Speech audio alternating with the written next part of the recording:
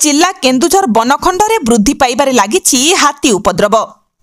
हाथी आक्रमण रे युवक मृत।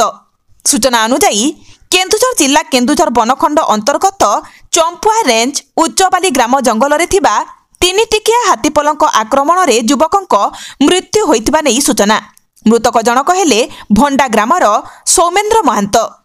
से हाथी देखिबाकू उच्चबाली ग्राम को जाइथिले। हाथी देखुतबा बेले हाथी गोड़ेबारु दौड़ी पलाउतबा बेले तले पड़ी जाइथिले। फलरे हाथी मारी देबारु सेठारे से गुरुतर आहत होइथिले। ताको वन विभाग कर्मचारी उद्धार करी भंडा स्वास्थ्य केन्द्र को नैथिले। मात्र सेठारे डाक्तर तांको मृत घोषणा करिथिबा नै सूचना मिलिछि।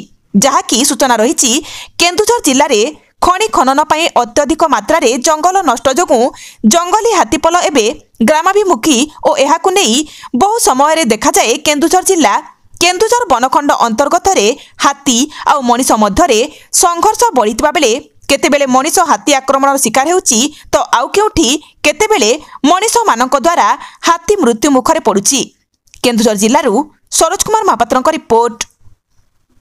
जदि आम चैनल आपनकु भल लागिला तेबे सब्सक्राइब लाइक शेयर कमेंट करबा सह आमर यूट्यूब चैनल ममता एक्सप्रेस को ढेर सारा प्रेम देबा सह फॉलो लाइक कमेंट्स देबा भूलिबे नहीं।